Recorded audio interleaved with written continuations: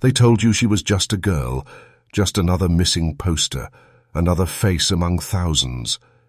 But that was the first lie, and you believed it. Her name was Vanessa Dawn Smith, 15 years old. Devout, soft-spoken, raised on old rules and older scripture. A Mennonite child walking familiar streets in a quiet California town. Just before sunset on May 31st, 1997, she took her usual path, the one she always walked with her mother. But this time, she was alone. And she carried something with her, a walking stick, carved by hand, carried like a tool, or a weapon, or a key. She never made it home. No one saw her scream. No tire marks, no dragging, no torn clothes, only the stick, found in the dirt, 200 yards from her house, on Mercedes Avenue, resting exactly where the path bends toward the almond orchards. And that's where you should start to feel it, that slow, rising chill that moves through the back of your spine, because this wasn't a kidnapping, it wasn't a runaway, it wasn't random, it was ritual. The kind that no one talks about anymore, the kind buried beneath layers of religion, folded into church history, twisted and sealed off like a wound. You see, that stick she carried, it wasn't just for balance. It was a symbol, an invocation used by a forgotten sect of early Anabaptist mystics who walked circles around their homes at dusk to ward off the thing they refused to name. But in Winton, that thing didn't go away. It simply waited for another girl to walk the circle again, unknowingly completing a rite, long dormant, long forbidden, long hungry. And when Vanessa reached the bend in the road, she stepped into it. Not a trap, not a crime scene, a door that only opens when the right blood walks the old path, under the old sky with the old staff in hand. They say there were no signs of struggle, but that's because there was no struggle. She was taken, quietly, complete. Really like she had never been real, but she was, and she still is. And if you look too long at that stretch of road, at that exact curve where the dust meets the trees, you might feel it too, the pull. Because some patterns once walked never truly stop. They echo, they wait, they hunger. And you just heard the first whisper. Stay with me. It's already too late to look away.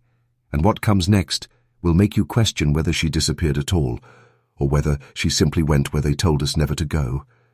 Again. There's something about orchards that make them feel holy, like they've been planted with more than trees, like something's buried between the rows that grows without sunlight or water or time. People in Winton will tell you, the almond trees out near Mercedes Avenue are just land, just soil, just another forgotten part of the county. But walk there alone, at twilight, and you'll feel it. The way the wind avoids that road, the way the birds go quiet, as if something beneath the surface is listening. That's where Vanessa's stick was found. Not in the middle of the street, not thrown into the brush, but gently placed, almost respectful, almost reverent, like someone, or something, laid it down like an offering. And that's when it starts. The first question you're not supposed to ask: who knew what that stick meant, who recognized it, and why was it left behind? Because the old families in Winton, they don't talk about disappearances, they talk about silence, about protection, about obedience. They speak in codes, in glances, in prayers that never leave the page. You see, in the 1850s, that stretch of land wasn't orchards, it was burial ground.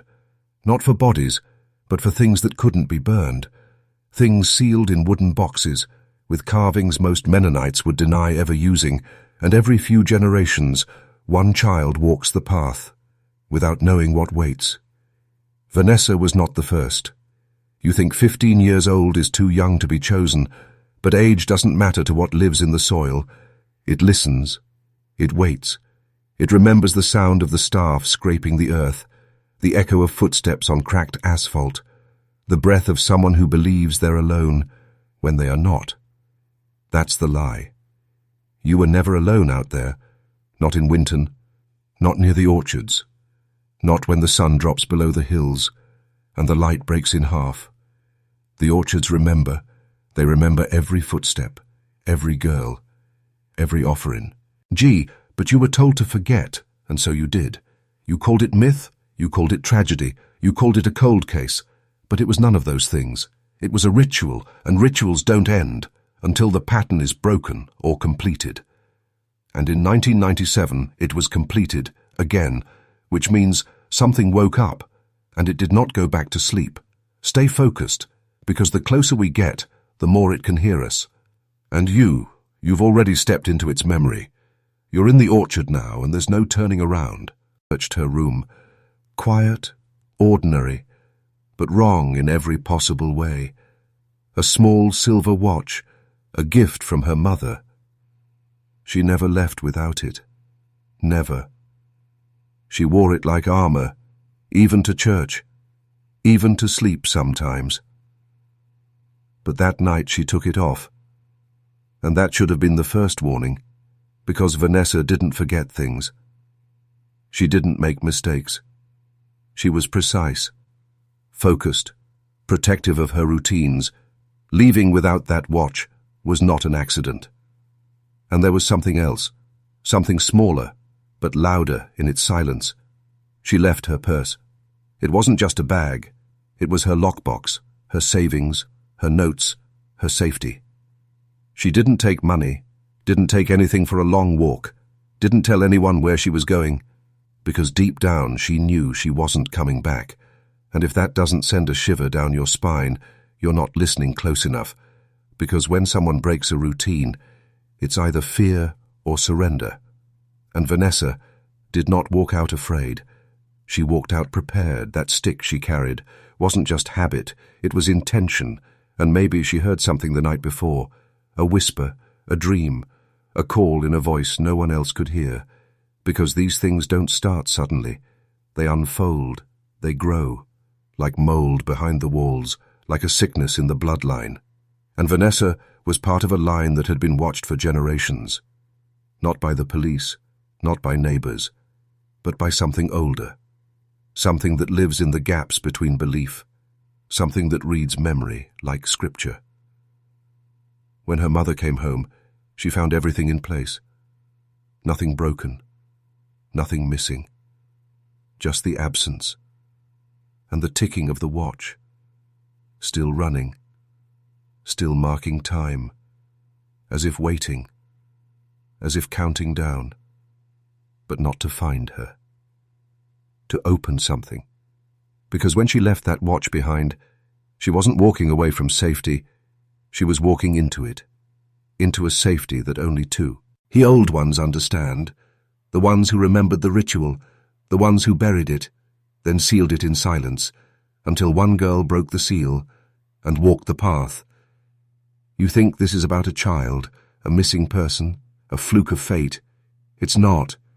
This is about obedience and inheritance, and what happens when a bloodline tries to wake up. And right now, you're waking up with it. And that sound, that low hum under your skin, that's not nerves, that's recognition, because the ritual never ended, and it needs witnesses. You are one now, and it knows you're listening. There's a reason no one talks in that town. Not really, not deeply. They smile, they wave, they offer casseroles and quiet advice. But when the sun dips below the almond trees and the shadows begin to stretch, their voices disappear, especially about her, especially about Vanessa.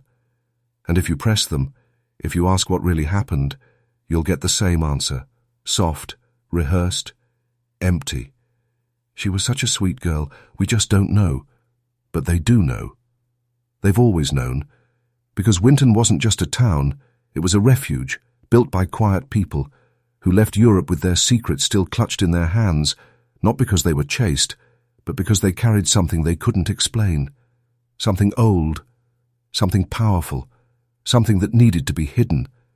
They weren't just running from persecution, they were running from something they had once summoned. And when they settled in Central California, they chose flat land, far from cities, far from questions, close to the earth, and closer to the veil. The Mennonite tradition teaches obedience, simplicity, silence, but there's a layer deeper than that, a layer no one teaches anymore. They called it the unspoken order, a system of watchers, mothers, grandfathers, deacons, who made sure the pattern stayed buried. And when a child showed signs, dreams, drawings, restlessness around dusk, the order would intervene, gently, quietly, with prayer, with fasting, and sometimes with exile. But with Vanessa, it didn't work, because something in her blood was older than exile, older than prayer, older than the silence that kept the town safe for decades. She heard the old songs again, not sung aloud, but pulsing in the roots of trees, in the cracks of the pavement, in the buzzing of streetlights just before they die. And no one stopped her, because they knew. They saw the signs.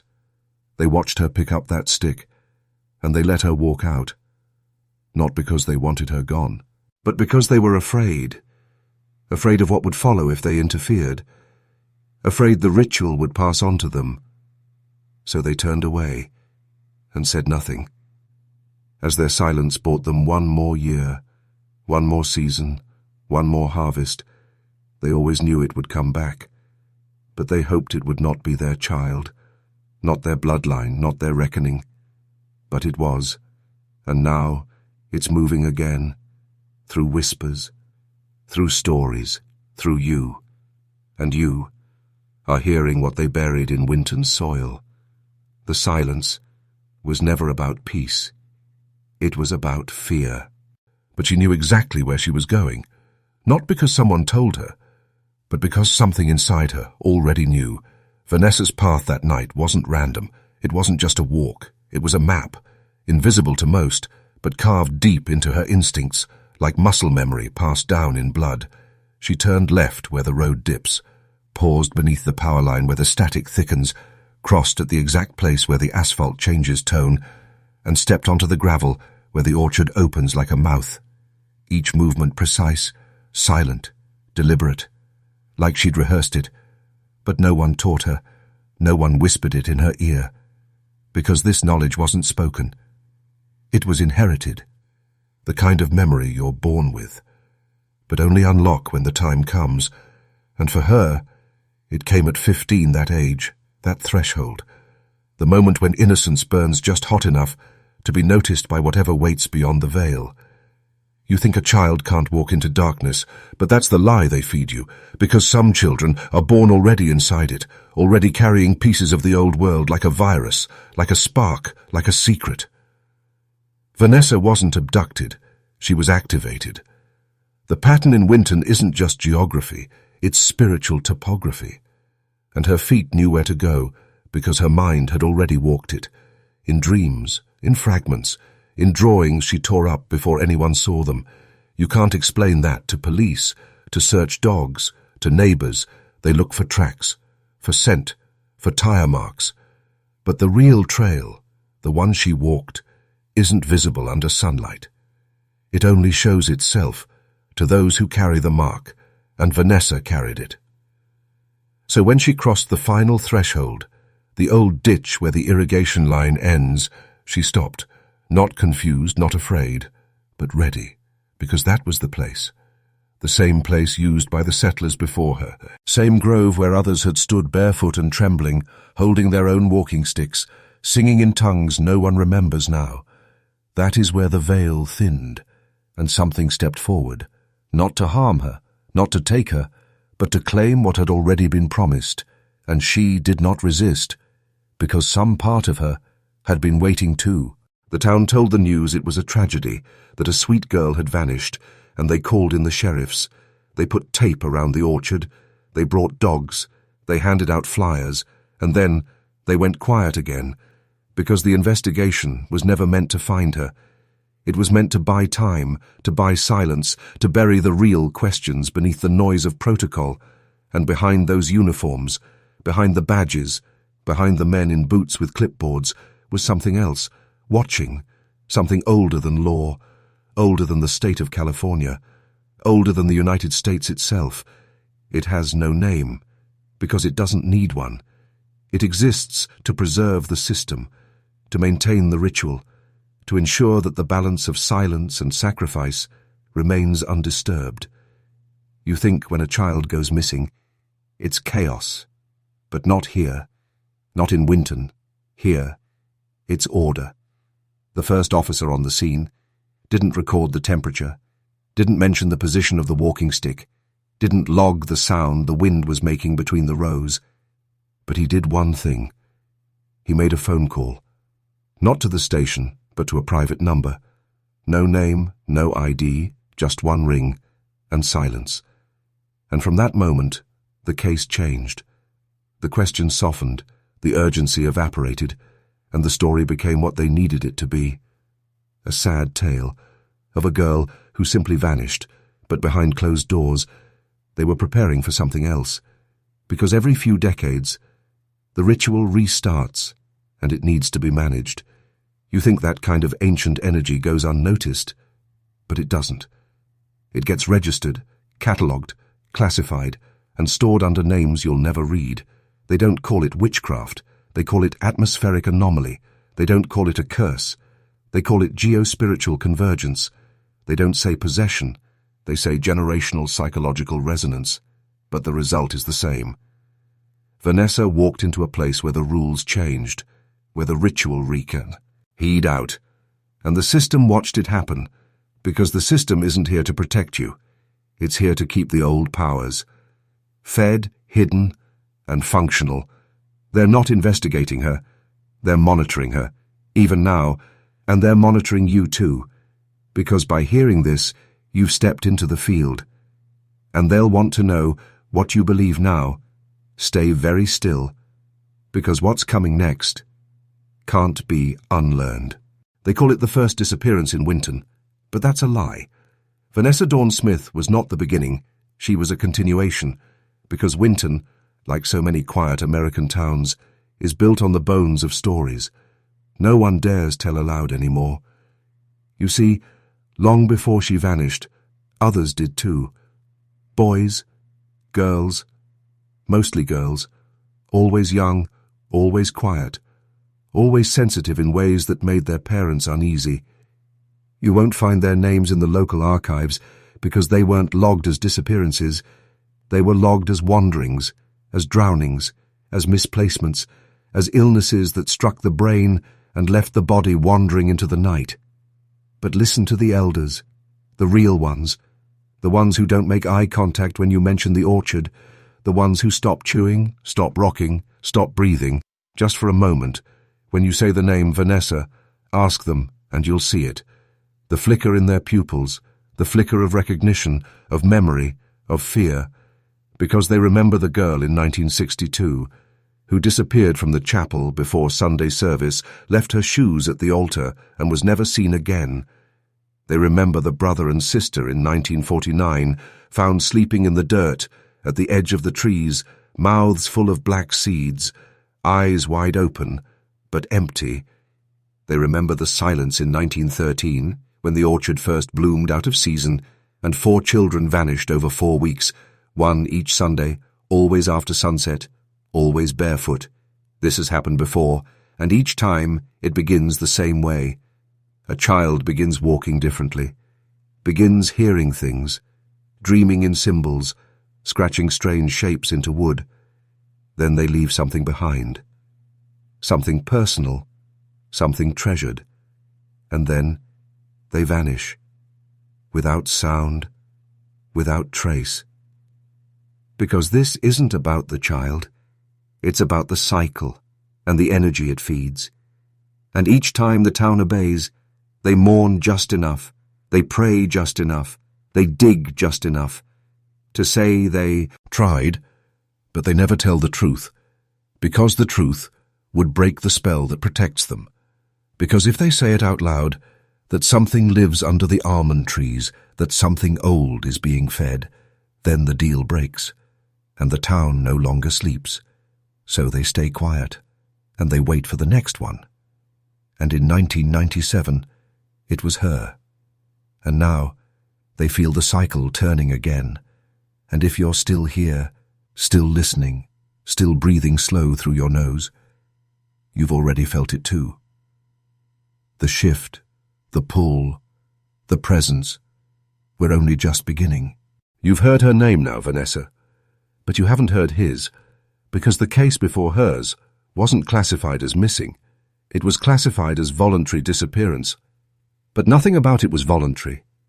His name was Matthew Elias Griggs. He was 17, local, quiet, the kind of boy you forget in a crowd, but teachers said he noticed everything.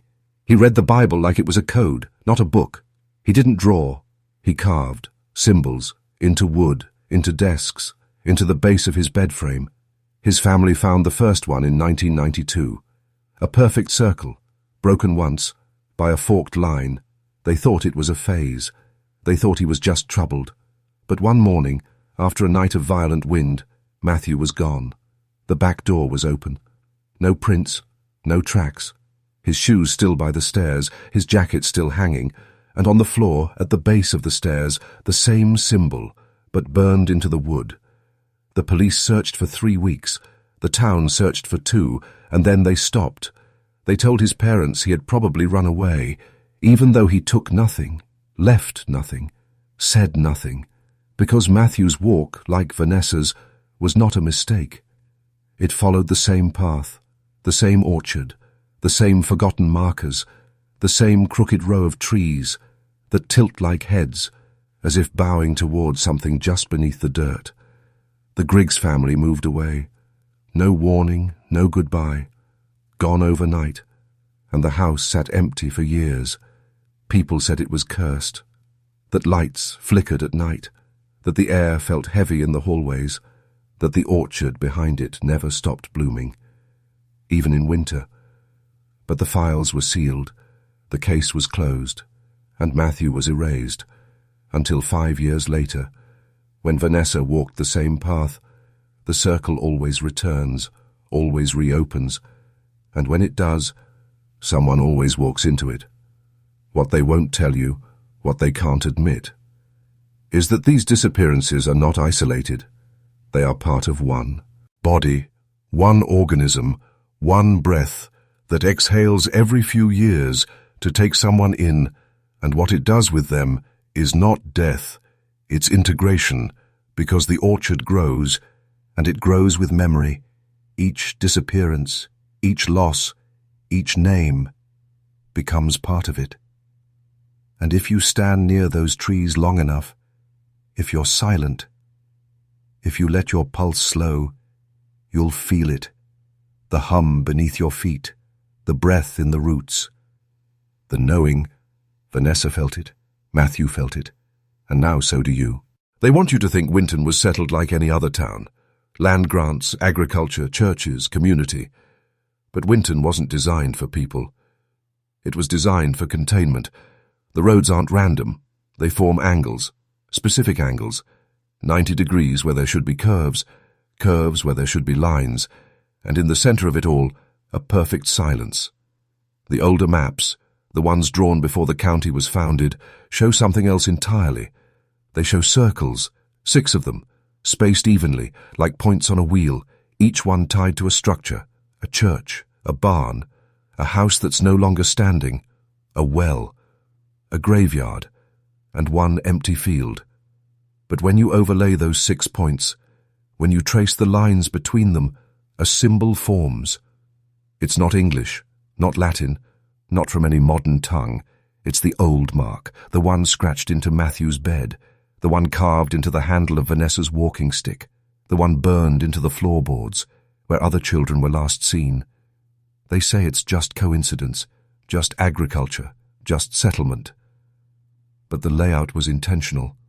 The placement of each structure, each tree line, each irrigation ditch, it was built to hold something, not just physically, but energetically, because geometry is a language, and symbols, when repeated at scale, become doors. The Mennonites who came here did not just seek farmland, they sought isolation, because they were fleeing something they carried with them, something they tried to bury, in ritual, in scripture, in soil. But it always finds its way back to the surface, the center of the town, where no one builds, where no one parks, where children cross themselves without knowing why. That's the eye, the origin, the wound.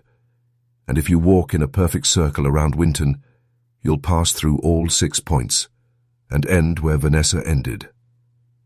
It's not a town. It's a sigil, and she walked it, alone, carving it open with every step, because the Pio. A turn was not asleep. It was waiting, and when she completed it, the wheel turned again, not just spiritually, but structurally. And if you're wondering why this matters now, it's because that geometry, that pattern, has begun showing up in other towns, and what disappeared in Winton is no longer staying inside Winton. It's moving. You've heard the town's version, a settlement, a community, a place of faith. But that's not what Winton was founded as. It was founded as a seal, a living barrier, a geographic ritual, built to contain something that had already broken loose once before. The original name of the land was not Winton. It was written in German, Low German, a dialect with no modern spelling, translated loosely. It meant, the mouth that hungers. The first settlers came not to build, but to bind. They were not farmers, they were watchers, initiated in an underground sect of the Anabaptist Reformation. They didn't leave Europe because of persecution. They left because their own brethren exiled them for practicing something older, something forbidden, a form of prayer that was not spoken, but drawn, scratched into earth, woven into footsteps. These people didn't kneel to worship. They walked in circles, chanting beneath breath, planting seeds not for food, but for containment. And in 1849, they arrived in California, not by accident, but by instruction, because something was waking, something buried long before the Spanish ever set foot on the land. They found the source, the breath, the place where the hum in the soil rose loudest, and they drew a circle around it. 12 families, 12 homes, 12 directions of containment, and in the center they built nothing. Not a church, not a well, not a home, just emptiness, a negative space. Because the center was not to be touched. But something changed. Over time, the children forgot the purpose, the old ones died, the rituals faded, and the seal weakened. By 1908, there were reports of animals disappearing, crops rotting overnight, children sleepwalking out into the trees, and in 1913, the first human vanished, a 6-year-old girl named Elsbeth. Her shoes were found at the edge of the orchard, her fingernails embedded in the bark, as if she had been pulled upward, not dragged, but lifted. After that, the order reformed in secret. Only this time, they didn't walk circles. They built the town itself, as a symbol. Roads became sigils, homes became runes. The pattern was built in concrete and wood, and the people were told it was all chance. But it wasn't chance. It was containment.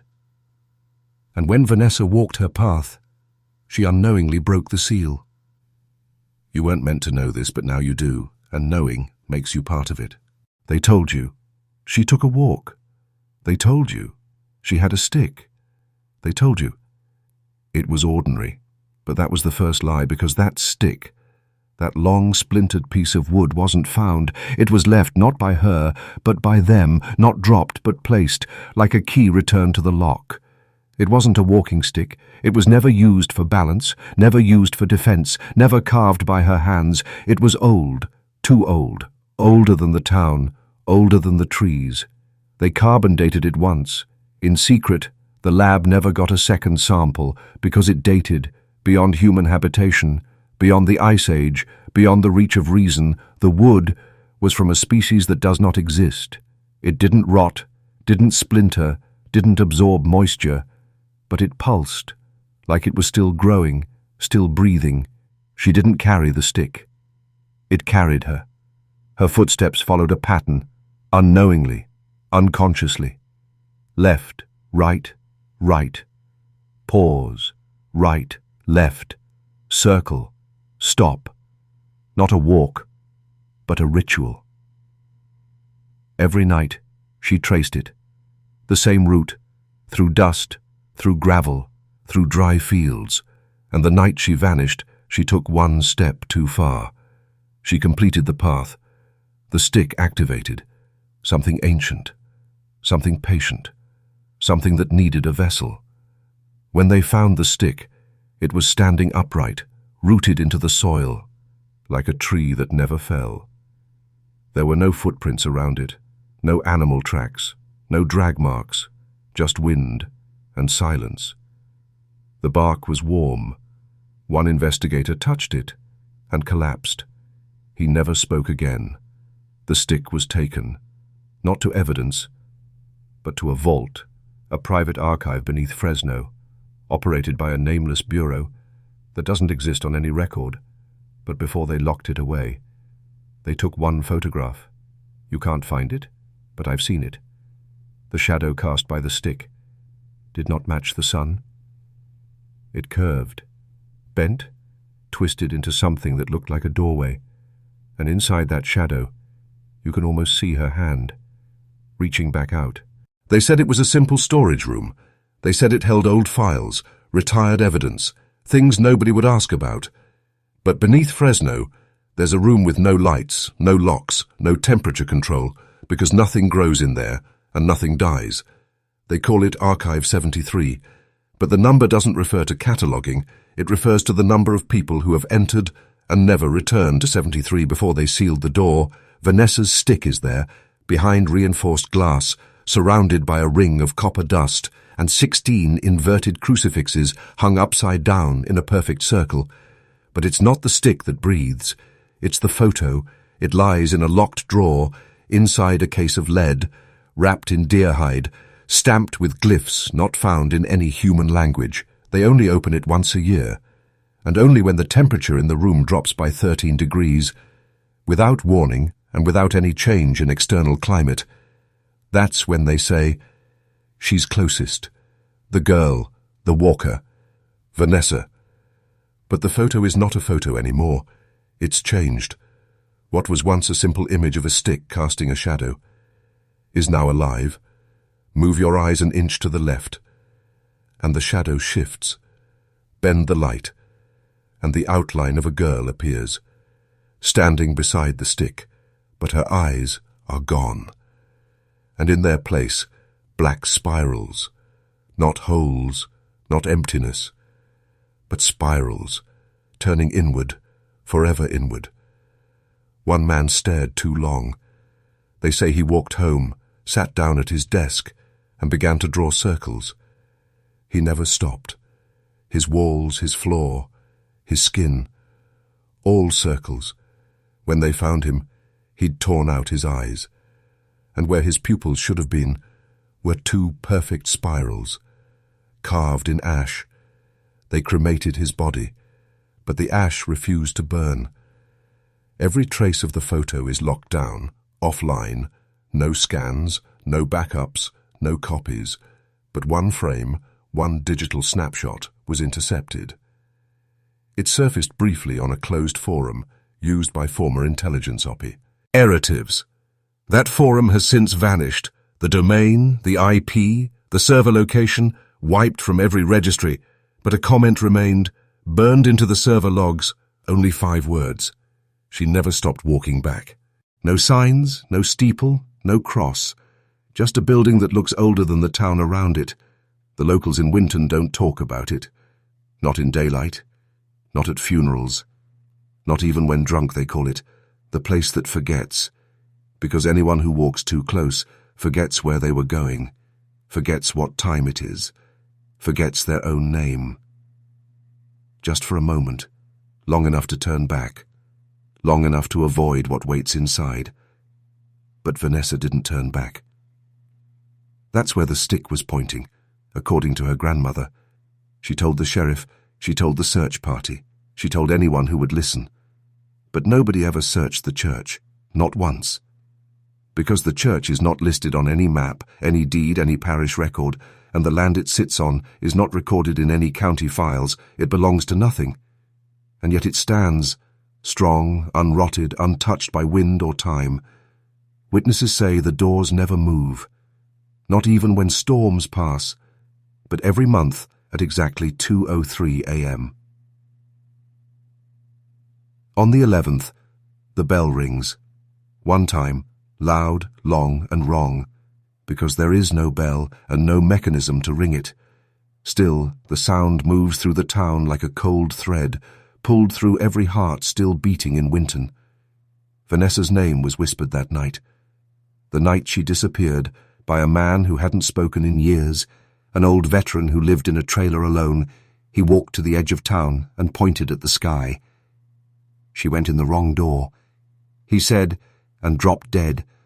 Autopsy found no cause, no illness, no trauma, only his tongue, split like a serpent's, and branded with a symbol, not ink, not paint, but burned directly into the flesh, a spiral, pointing downward, the same symbol found carved into the trees near the church, the same symbol on the back of Vanessa's walking stick. That stick was carved by someone, not by her, someone who knew where she'd go, someone who knew the church waited, and someone who made sure she would key. EP walking toward it, no matter how many people tried to call her back, because once the church sees you, you cannot walk away. You can only go in and hope that it forgets. Before Winton was Winton, before the farms, before the train line, before any child was born here, there was a spiral, cut deep into the ground, like a wound, in the earth itself. No records explain it. No surveyors map it. No builders filled it, because it could not be filled. It starts small, wide as a well, then turns and turns and tightens down into black. The oldest man in town, Elijah Crow, died in 1964. He left behind one notebook, locked in a chest, buried beneath the floorboards of his home. It was opened in 1982, by mistake. The man who found it, Sheriff's Deputy Wade Murchison, never spoke again, but the words he wrote after opening it are still preserved. He wrote, in red pen, his own blood. They never closed it. They only covered it. But it still pulls down, and she's still falling. Vanessa's name wasn't written, but her fate was. That spiral, the one marked on her stick, the one burned into the veteran's tongue, the one carved into the trees. It wasn't just a symbol. It was a map, a shape that matches the underground fault, found beneath Winton, the one that geologists said shouldn't be there, a sinkhole that never collapses, a crack that doesn't widen, a wound that never heals. Locals report strange dreams, always of falling, always spiraling, always hearing someone call from below. Sometimes they wake up with dirt under their nails and don't remember where they went. One man, a trucker, said he saw Vanessa near the edge of an old field, kneeling, drawing the spiral into the soil with her fingertip. When he approached, she vanished, but the spiral remained, still warm, still moving. He said the dirt felt alive, like it was breathing. They took him in for questioning, and he screamed every night for 11 days. Then, on the 12th, he stopped. They found him smiling, eyes missing, but no blood, no struggle, no note, only a message carved into his arm. She opened it again, but no one knows he. How? Because the spiral was never found, not by machines, not by men, but those who dream. They still see her, falling and falling and falling. In 1987, a janitor cleaning out an abandoned school office found a cassette, no label, no markings, just a red thread wrapped around it like a warning. He played it once, only once, and when he finished, he locked himself in the staff bathroom and clawed his ears until they bled. When the sheriff questioned him, he only whispered, "It wasn't meant for us." The tape was confiscated, filed under evidence, case number 38019. Then it vanished. But 10 years later, in 1997, 2 weeks after Vanessa disappeared, the tape resurfaced. Not in police custody, not in a home, but buried under 3 inches of compacted dirt, behind the altar of a collapsed church. It was still intact, still wrapped in red thread, still humming. The man who found it, Father Ruben Alvaro, played it on a portable recorder, in his car, while parked in the cemetery.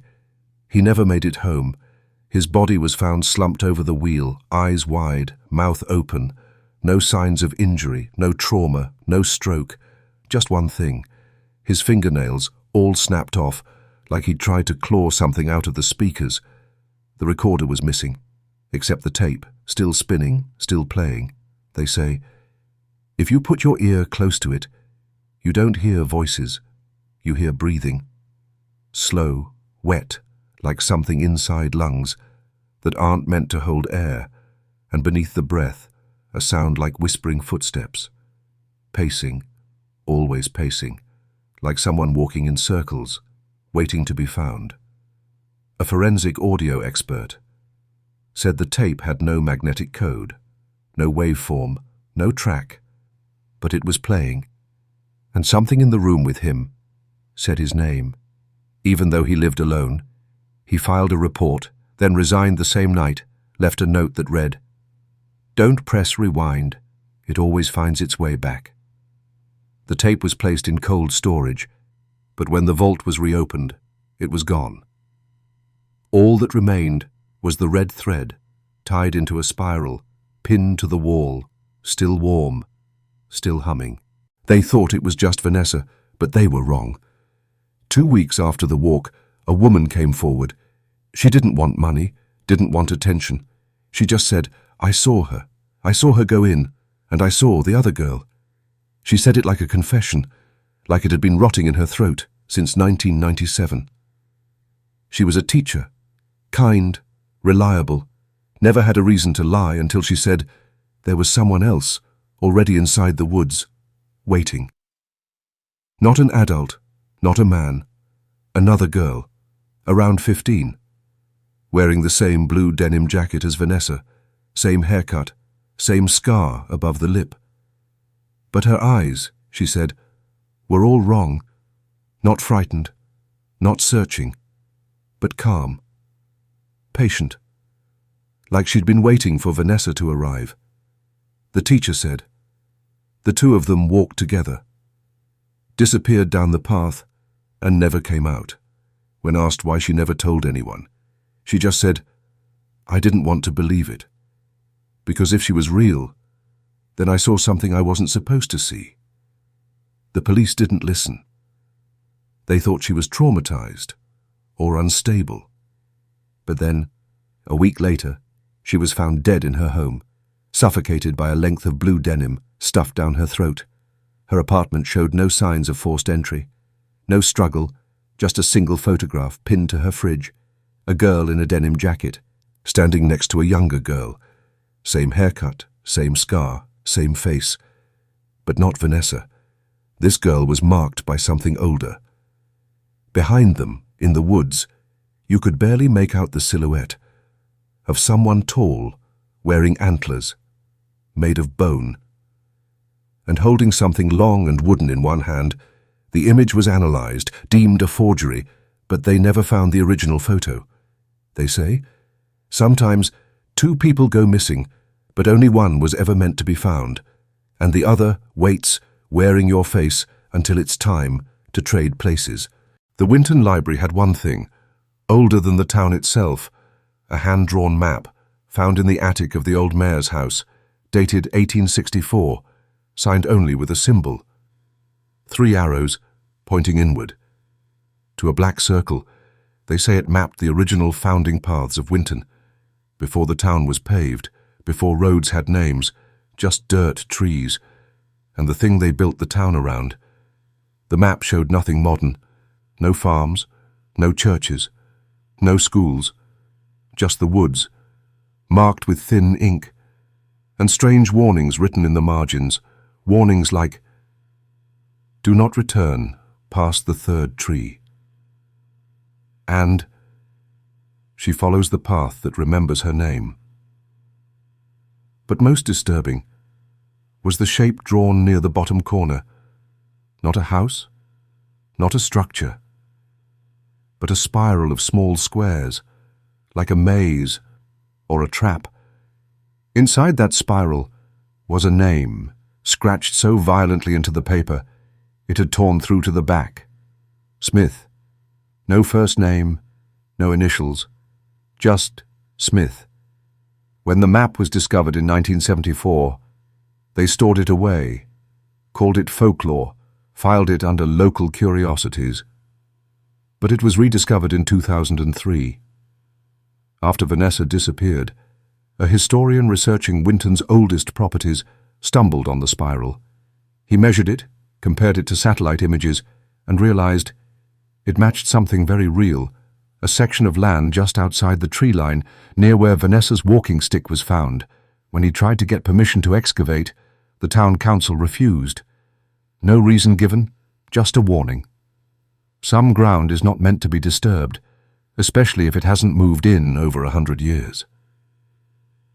The historian pushed forward, privately funded a dig, but on the day it began, he vanished. Only thing left behind was his camera, still recording, pointed at the spiral etched into the dirt, in the exact same shape as the map. In the distance, a sound like breathing, but coming from the ground itself. A sound that didn't end until the tape ran out. In 1983, a woman named Alma Greaves returned to Winton. After 40 years away, she'd been born here, raised on the outskirts of town. Her family vanished in a fire when she was 15. She never spoke of it, not to the police, not to the newspapers, not even when she was found wandering in the woods, covered in ash. Eyes wide, mouth shut, they placed her in state care. She left Winton at 18, and no one heard from her again, until the day she came back, carrying a small leather notebook, and a single sentence she kept whispering, "I stepped in, but I didn't step out." She wandered into the library, sat at the last table, and began copying symbols from memory, symbols no one recognized. But the librarian said her hands never shook once. She didn't eat, didn't sleep, didn't speak to anyone, just drew, for hours, then left. The next day, she showed up at the sheriff's office and said one sentence that made the deputy quit on the spot. "It's under the spiral, but it's older than the ground." They thought she was mentally unwell, but when they examined the notebook, they found something they couldn't explain. A map, almost identical to the one from 1864.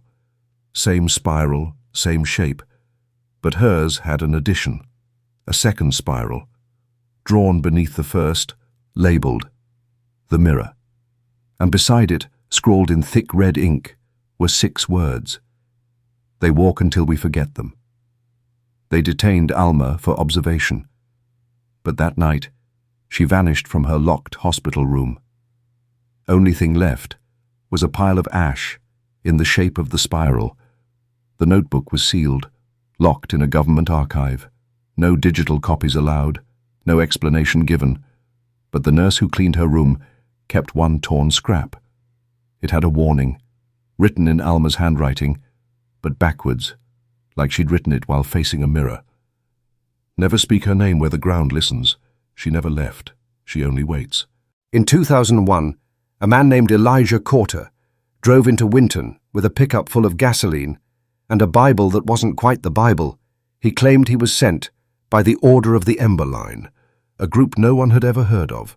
Outside one unlisted website that vanished after 2 clicks, he told the gas station clerk that fire was the only truth, that you can't erase the spiral, you can only cauterize it. That night he entered the forest, where Vanessa walked with her stick, where children used to play. Before they came back different, he poured gasoline in a perfect ring surrounding the base of the largest tree, the same tree that marked the spiral's outer curve. He lit the match, and the forest screamed, not burning, not cracking, but screaming. From under the roots, the fire didn't spread. It spiraled inward like it was being pulled into something that wasn't there the second before. Elijah stepped back, then fell to his knees, not from heat, but from sound. He covered his ears, but said it was like hearing your own name, spoken by something that has never had a mouth, something that remembers you, but not kindly. When firefighters arrived, there was no smoke, no flame, no damage, only Elijah, lying in the middle of the spiral, eyes open, mouth smiling, skin cold as ash. On his arms, carved deep, not by blade, but by heat, were 13 letters. Remember us in order. The sheriff sealed the site, called it private property, and told press it was a meth lab explosion. But in the old police report, in handwriting not filed by anyone on payroll, was a single line, "He lit the forest, but the spiral lit him." 3 months later, the same tree Elijah tried to burn bore strange fruit, not apples, not pine cones, but dolls, wrapped in melted plastic, each with a name, burned into the forehead. One of them said, Vanessa. In the fall of 1998, 1 year after Vanessa vanished, the elementary school hosted Picture Day like every year before, but this time something was different. The photographer wasn't the usual local company. It was a man named Abram Knox, who gave no business card, who signed no contract, and who left before noon, saying only one thing to the staff: don't ask them to smile. The children filed in one by one, silent, rigid, some blinking like they'd just woken from a nightmare, others staring directly into the lens as if they were seeing something. Behind it, the teachers tried to laugh it off, said the kids were tired, said maybe it was the weather. But when the photos arrived, no one laughed. Every single child was seated in front of a grey curtain, but the curtain had changed. It rippled, bent inward, like it was being pulled by something not visible, like the fabric of the world was sagging. In 3 of the portraits, a faint shape could be seen. Behind the children, long, thin, curved, like a hook or a horn or a crooked branch. Inching closer, one child, Lucy Verdon, had no eyes in her photo, only deep black shadows, as if they'd been erased, but no signs of tampering were ever found. Another, Eli Morgan, appeared to have aged 10 years in the photo, with greying hair and a face filled with cracks. The school sent none of the pictures home. They told parents the files were corrupted, but the originals were stored in a locked drawer in the counselor's office, until someone broke in and left only one picture, taped to the inside of the drawer. It wasn't of a student, it was Vanessa, but not how she looked when she vanished. Older, eyes wide, covered in forest ash, holding a walking stick, with something carved down its length. I remember what they made me forget. The handwriting wasn't hers, it was in the same ink, used on the sheriff's desk, on the doll's forehead, and across the burned tree. The spiral. In the spring of 1999, just 6 months after the picture day, Pastor Clay Hargrove gave his final sermon. In the old stone chapel at the edge of Winton, he spoke slowly, as if someone else were whispering behind his words. He paused, too long between sentences, as though listening, for permission to go on. His last words were not a blessing, not a prayer, but a warning. We thought we were praising him, but we were feeding something else. He walked down the steps, out the back door, and was never seen again. The town searched the woods, the hills, the old mines. Nothing. But what they found in the chapel was worse. The altar was gone, not moved, not stolen, gone. The floor beneath it was smooth, circular, like something had spun against the stone for decades until it ground a spiral into the rock itself. In the center, where the altar had stood, was a hole, not deep, not wide, but wrong. No light entered it, no echo returned. It smelled like burnt leaves, wet cloth and breath. The congregation was told it was construction, that the church was undergoing repairs, but no one ever saw workers, no trucks, no permits, only a black van parked behind the chapel. Every night for 13 nights, then nothing. The chapel was locked, its windows boarded, its bell never rang again. But the children, the ones who had seen the photos, began drawing, not crosses, not doves, but spirals and altars, floating, burning, covered in eyes. One drawing was so detailed, it showed what lay beneath the missing altar. A staircase, curving down, carved in bone. At the bottom, a girl holding a stick, staring straight up, the name on the back of the drawing, Vanessa Smith. But it wasn't signed by her. It was signed by her younger brother, who never spoke again. In October of 1999, a retired clerk named Walter Keane received a letter. No stamp, no return address, just his name, written in shaking ink. Inside were 7 death certificates, all for children, all dated September 15th, all signed by a coroner who had died 2 years earlier. At first, Walter thought it was a prank, until he read the names: Vanessa Smith, Lucy Verdon, Eli Morgan, all still officially missing, all still on the walls of the post office, yet now declared dead. The signatures weren't just forged, they were copied, cut from other documents, taped onto blank certificates, then photocopied to hide the seams. Walter brought them to the sheriff. 3 days later, he stopped answering his phone. When his neighbor checked on him, Walter was gone. His home was locked from the inside. The kettle had boiled dry. The curtains were drawn. The only sign he'd ever been there was the floorboards, torn up in the living room. 1 square hole, 2 feet wide. No dirt beneath it. Only black cloth, woven tight, tucked under the beams, like it had always been there. Inside the cloth were more certificates, 24 this time. Each name, each child filed and forgotten. No dates of birth, no autopsy. Just 1 line typed at the bottom of every form: do not exhume. The sheriff's office denied the documents, said Walter was unstable, said there was no hole, no cloth, no papers, but the neighbor had taken photos and mailed them to a local newspaper. The editor, a man named Cyril Brandt, published a teaser on page 7. Why is Winton burying the missing twice? The next morning, the paper shut down, the printing press destroyed in a fire. Cyril's home gutted in the same night. He survived, but never printed another word. Not about the town, not about the children, not about Vanessa.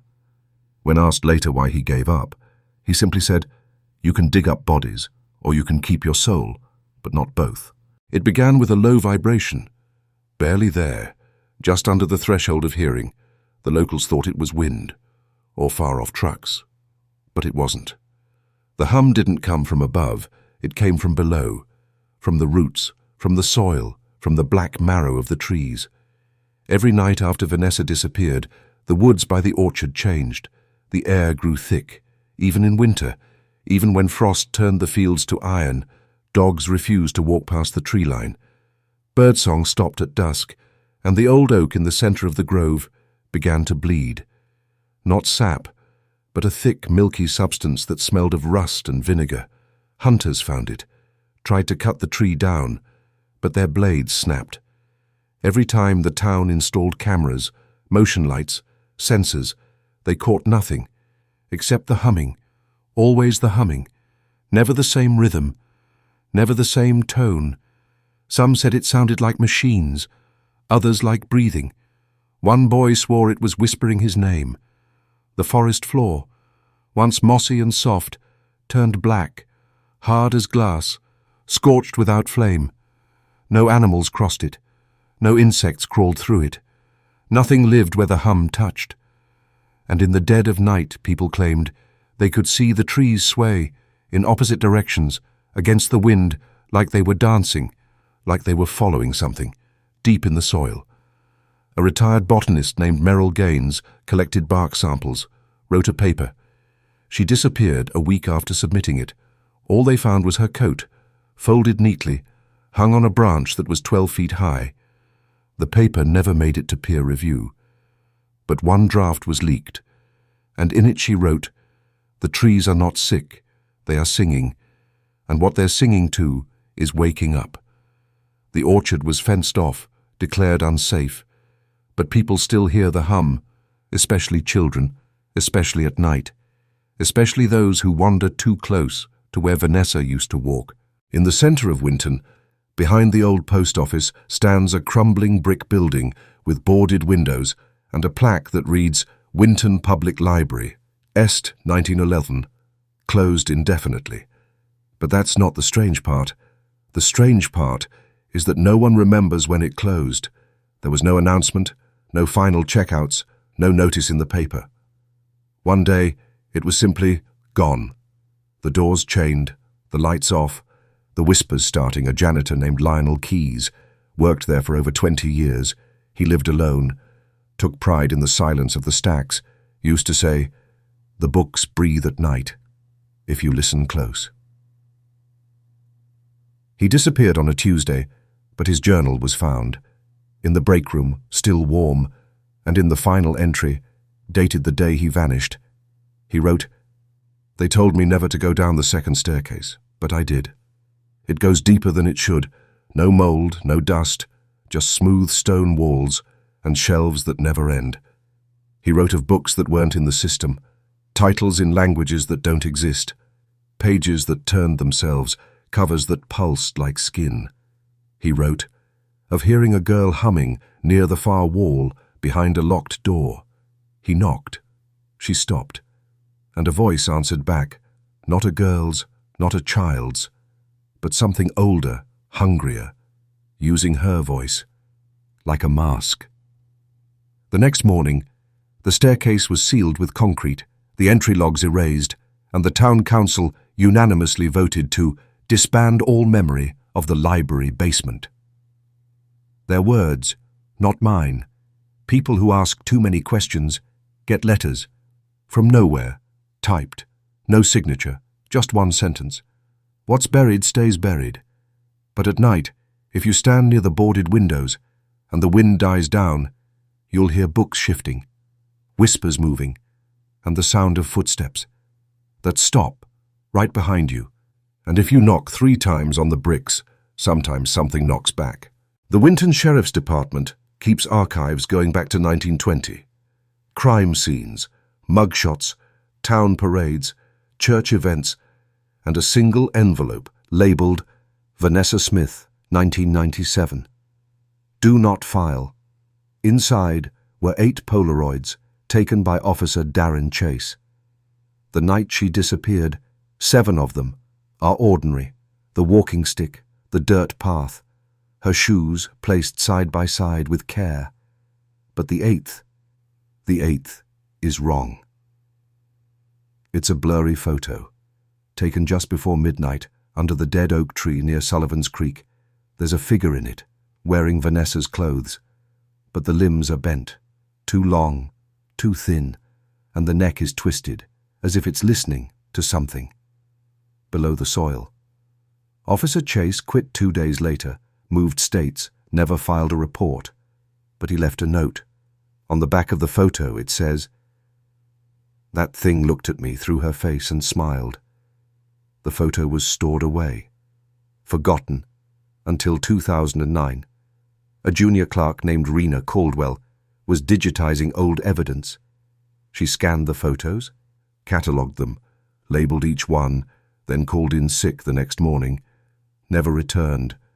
They found her apartment door open, food on the stove, laptop still on, and her bedroom wall covered in printed photos, hundreds of copies of that 8th Polaroid, each one slightly different.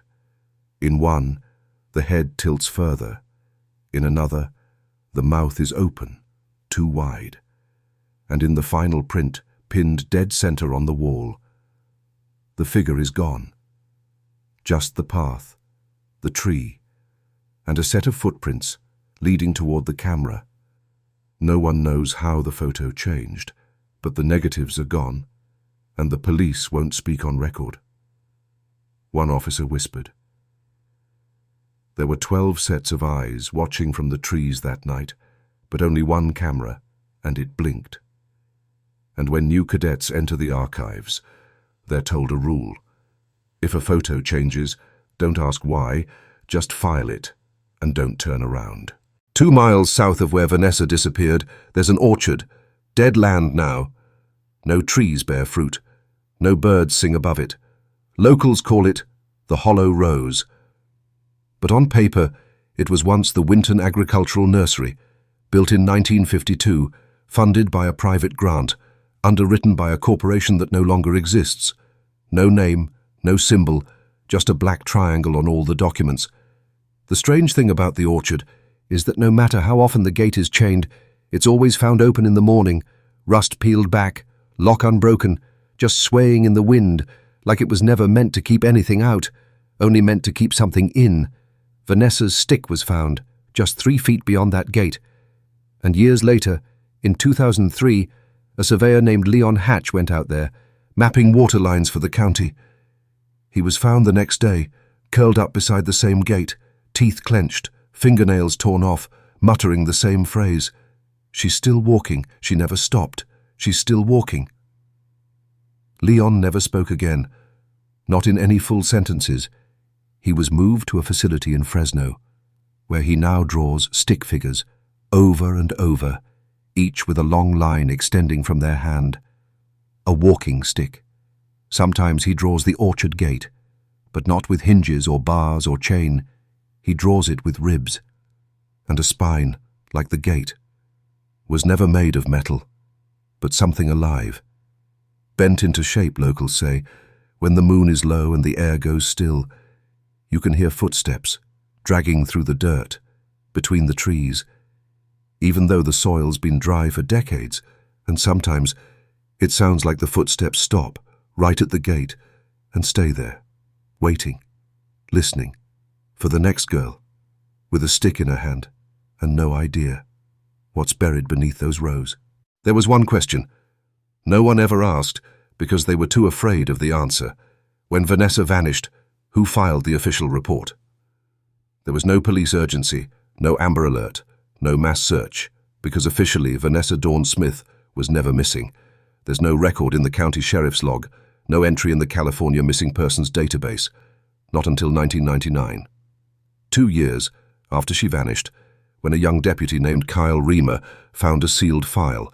In a drawer marked Decommissioned Incidents, file had no case number, no signature, no officer assigned, just 2 pieces of evidence inside, a photo of Vanessa's walking stick lying in the orchard soil, and a note, typed in red ink, with no name attached, that said, "She walked into our mistake, and now she's part of it." Kyle took the file to the county clerk, asked why there'd been no alert, no community notice, no school involvement. The clerk, an old man who'd been there 40 years, looked up from the folder and said, "Because she was never enrolled here, and she was never supposed to be here at all."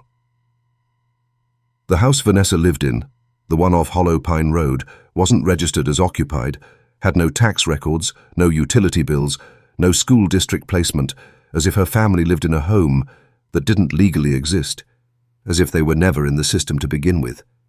So Kyle went to the town archive, looked up census records from the 1990s, no mention of the Smith family, not a single line. But in the 1985 ledger, there was a handwritten entry, crossed out in black ink, barely legible. Unit 12, Experimental Resident Family, do not assign ID, monitor only. Unit 12. Was the address on Hollow Pine Road? That's when Kyle stopped asking questions. 2 weeks later, he transferred to Alaska and never spoke about Winton again. But he left that file and the red ink note in a sealed envelope marked for release if anyone else asks about Vanessa. No one ever did. Until now. You've heard this name over and over, Vanessa Dawn Smith. But that name was given to her, not by birth, not by family, not by choice. The truth. The Smiths weren't from Winton. They weren't from California.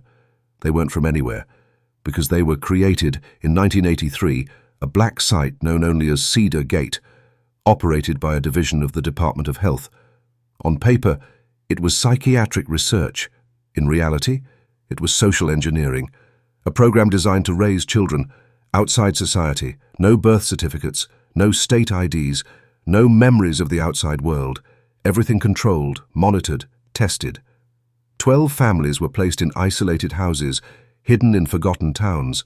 Hollow Pine was one of them. Vanessa's parents weren't her real parents. They were handlers, conditioned through hypnosis, to believe they were a normal couple who just happened to homeschool off-grid and love their daughter deeply. But they weren't allowed to leave. Not together, not ever, the stick Vanessa carried. It wasn't just for walking. It was tagged with a microchip, meant to track how far she wandered. Beyond the boundary of their assigned sector, when she crossed that line, the alert wasn't sent to local police. It went straight to Cedar Gate, and the protocol was clear. Do not allow subject to reach urban zones. Do not allow contact with unconditioned civilians. Do not allow memory fragments to destabilize system. Memory fragments, pieces of her life, that were never hers to begin with. Photos she found buried in the shed. Letters with names she didn't recognize. Whispers her mother made in her sleep, calling her by a different name. She knew, even before she vanished, that she didn't belong to the Smiths, that her name wasn't Vanessa. She wrote it once, in the corner of her bedroom wall, scratched into the plaster, hidden behind an old frame. Emily, 12. Not a name, a designation. She was the 12th child, born inside Cedar Gate, raised in silence, programmed in isolation. And when she remembered, they made her disappear. Emily 12 was just one fragment. Of a much larger machine, Cedar Gate didn't create one girl, it created 12 children, born between 1979 and 1985, all raised in fabricated homes, with fabricated memories, assigned to test communities all across the country. The mission? To prove that memory can be rewritten, that identity can be sculpted, that truth can be destroyed. They called them the Echo Children, each one given a number, each one observed, monitored, isolated. But something went wrong. In 1991, Echo 3, a boy placed in Larchfield, Maine, began drawing symbols in his school notebooks. Symbols no one could read, but matched carvings found inside Cedar Gate's central archive. He vanished after a school field trip, never returned, no investigation, no media. His teachers were reassigned overnight.